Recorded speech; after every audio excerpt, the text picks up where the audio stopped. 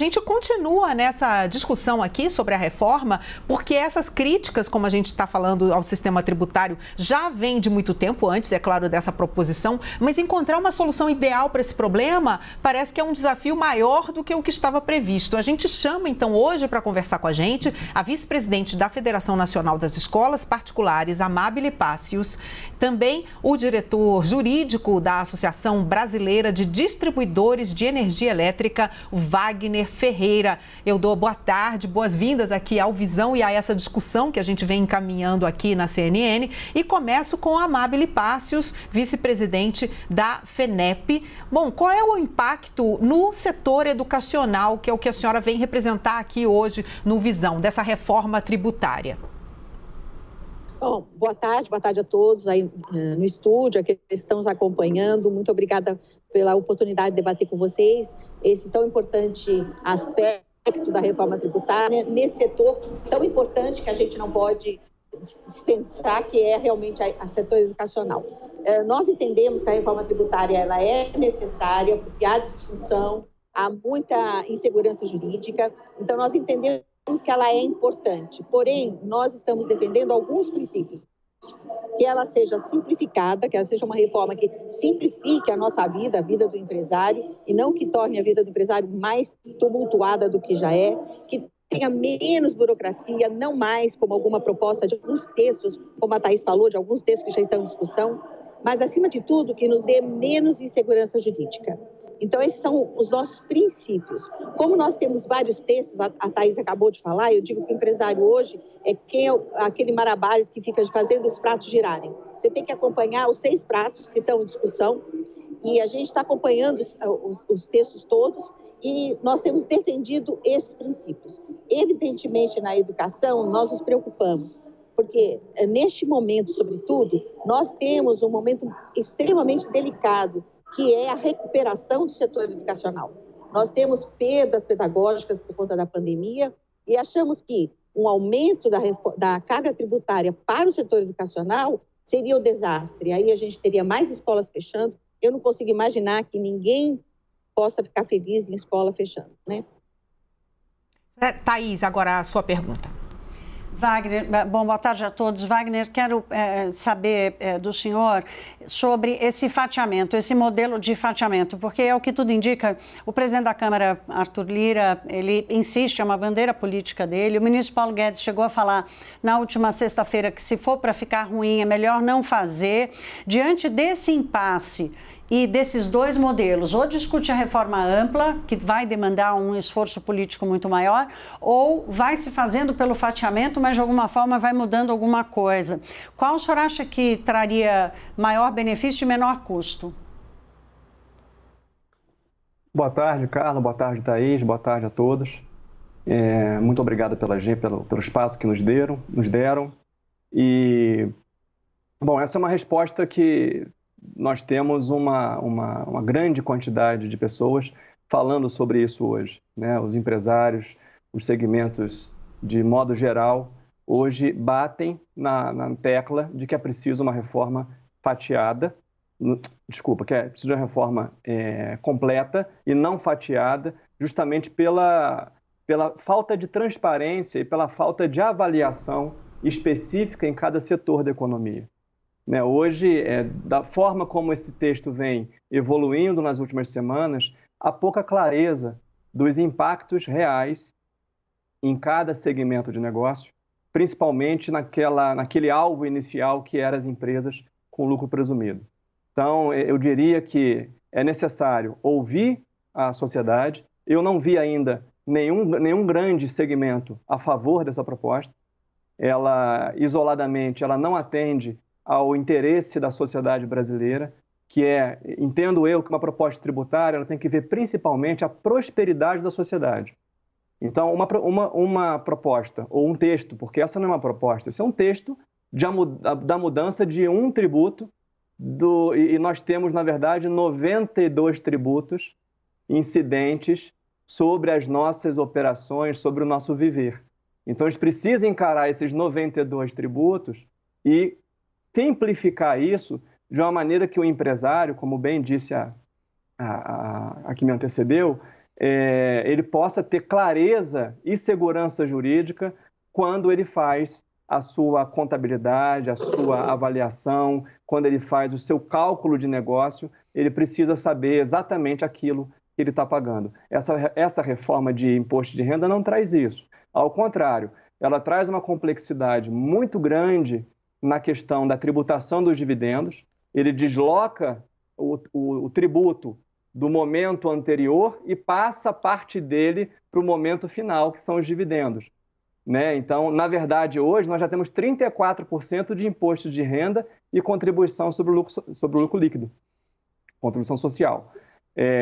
Você tira um pedaço disso e joga para frente em dividendos e cria algumas hipóteses de proibição de distribuição disfarçada de lucros, né, que é um termo técnico, e isso traz muita complexidade no texto. Acaba com os juros sobre capital próprio, que é uma questão que o próprio acionista coloca dinheiro na empresa, então acaba com esse benefício, com essa vantagem econômica. Ou seja, por onde quer que a gente olhe, a gente não vê simplificação, a gente não vê redução sistemática da tributação. E vou falar uma coisa sobre energia elétrica. Vocês sabem quanto vocês pagam de tributo na conta de luz de vocês?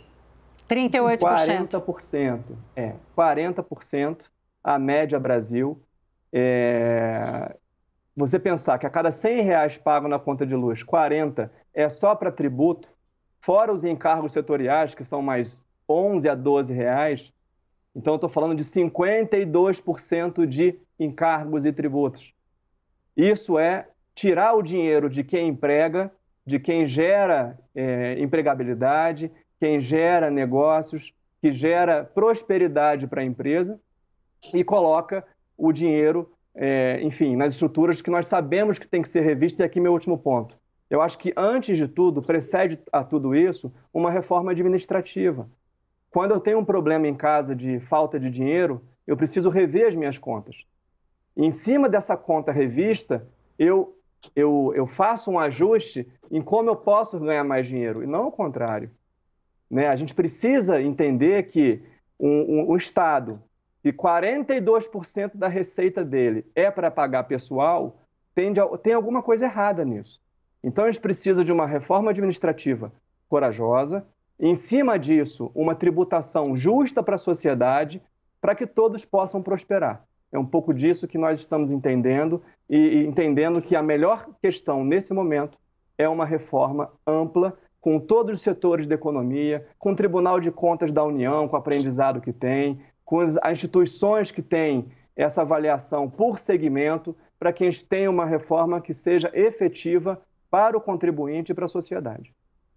Vou pegar aí esse ponto, então, que o Wagner citou para a minha segunda pergunta para a Amábile, com relação a isso. Quando a gente não tem um orçamento que permita alguns gastos, a gente precisa enxugar. E isso foi o que muitos pais de alunos fizeram, levando aí, né, durante esse período da pandemia, a uma diminuição, inclusive, dos alunos em escolas particulares por causa de uma perda de renda geral e que vem, mais uma vez, com a reforma do imposto de renda, sendo aí mais pressionada a classe média, que tem muitas vezes seus filhos nas escolas particulares, ou seja, vem uma piora por aí, além do próprio desânimo que a gente vê entre os estudantes, né, nessa volta às aulas depois de um período tão difícil, tão duro aí em casa. Quer dizer, a senhora falou que já vinha um problema antes de fechamento das escolas, a senhora prevê que isso possa ainda piorar, tanto com a reforma como com a perda de renda de muitos pais aí durante a pandemia? De que forma,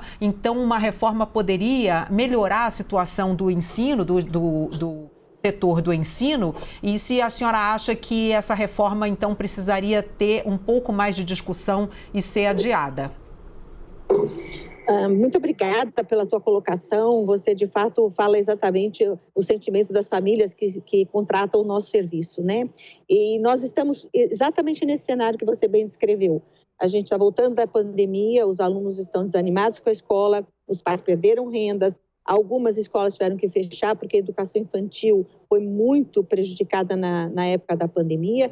Então, nós imaginamos que um aumento na carga tributária do nosso setor não tem espaço para que a gente possa acolher esse aumento. Por que não tem espaço? Porque as famílias que nos contratam, os estudantes que nos contratam, não têm mais orçamento para aumento de mensalidades, aumento de taxas. Nós entendemos isso. Nós somos sensíveis a isso. E as reformas, os textos que a gente está acompanhando, todos eles vão na contramão dos nossos princípios. E um deles, obviamente, é não aumentar o valor daquilo que nós já contribuímos, que nós já pagamos. As famílias pagam, a empresa paga, os professores pagam, todo o nosso setor paga. Então, se nós imaginamos que se uma reforma que traga aumento já na carga que já é alta e elevada para a educação, se ela acontecer, então nós teremos mais alunos, sim, abandonando a escola e, inclusive, o ensino superior. O que deve preocupar toda a sociedade, não é só o empresário do setor educacional. Toda a sociedade tem que se preocupar. Se nós não conseguimos capacitar os nossos jovens, daqui a 10, 15 anos, nós teremos um apagão imenso profissional. Nós vamos precisar de pessoas trabalhando perto da gente, para a gente, e essas pessoas não terão condições porque não têm capacitação. Então, nós temos que nos preocupar e incentivar a educação. E incentivar a educação, com certeza, não traduz em aumento de carga tributária para o nosso setor. Muito obrigada por sua pergunta. Thaís. Wagner, falando especificamente sobre o setor elétrico, é um setor que tem uma expectativa gigante de receber investimentos inclusive de gente que não investe ainda no Brasil, de empresas que não investem e grupos que ainda não chegaram ao Brasil com a capitalização da Eletrobras e tantos outros projetos necessários. O que esse debate da reforma tributária provoca na análise desse investimento? Vocês já sentem alguma paralisação do tipo, vamos esperar ver o que eles decidem para depois definir se seguimos em frente? Thaís, obrigado pela pergunta. Esse é um ponto muito importante que você coloca. O Brasil hoje, de forma a avaliarmos, se a gente comparar o Brasil com o resto do mundo, especialmente com os países em desenvolvimento, a nossa carga tributária ela é superior à de quase todos os países. Isso, no final do dia, coloca a gente numa condição secundária de investimentos ao redor do mundo. Essa reforma, tal como ela está, por ela não endereçar uma visão muito clara das demais discussões que precisam permear a tributação no país, eu diria que não há muita credibilidade ou não há muita esperança do investidor em que essa reforma ela seja o primeiro passo de uma grande transformação que o Brasil precisa nessa matéria. As discussões que eu tive e que eu tenho participado nesses últimos 30, 60 dias, elas não me dão um sentimento positivo de que isso é o que o Brasil precisa nesse momento. O que a gente precisa nesse momento é colocar os setores da economia sentados com aqueles que têm a informação técnica, de um lado, receita e despesa, e ver o que a gente precisa fazer de forma estrutural no país para ter um setor efetivamente competitivo. Não dá para a gente pensar numa retomada de investimentos, num crescimento importante que o Brasil precisa, em que, na minha residência ou no meu negócio, 40% do que eu pago de conta de luz, ele é para a destinação de um serviço que é essencial para a minha atividade. Não faz sentido isso. Esse dinheiro seria muito melhor empregado e reempregado, ele seria exponencial se eu tivesse isso entregue ao acionista, entregue ao empregado, para que ele pudesse ter, de fato, um uso desse valor, para que isso gerasse crescimento, esse ciclo virtuoso em torno da receita que é gerada no setor elétrico. Eu acredito que essa reforma não pode sair desse primeiro degrau sem responder essa questão. Energia é um bem essencial para todos, inclusive guardado constitucionalmente. Faz sentido uma carga tributária que tire a competitividade das indústrias no principal bem essencial para que essa indústria trabalhe? A energia elétrica ela é um dos principais itens de orçamento de qualquer negócio. Então é isso que precisa ser feito em relação à energia elétrica. Quais são os tributos que de fato oneram a energia elétrica? Você tem 3 grandes motes: ICMS, PIS e COFINS. Não dá para discutir esses 3, ou melhor, essa questão, sem discutir esses 3 tributos. Eu acho que é um pouco disso que o setor elétrico está esperando e acredito que as próximas passadas vão dar a clareza suficiente para que esse movimento de uma reforma geral, de uma reforma ampla, efetiva, comece de fato a entrar no Congresso Nacional. No Senado já começou de forma bastante avançada, mas principalmente na Câmara de Deputados é o que a gente espera nos próximos dias.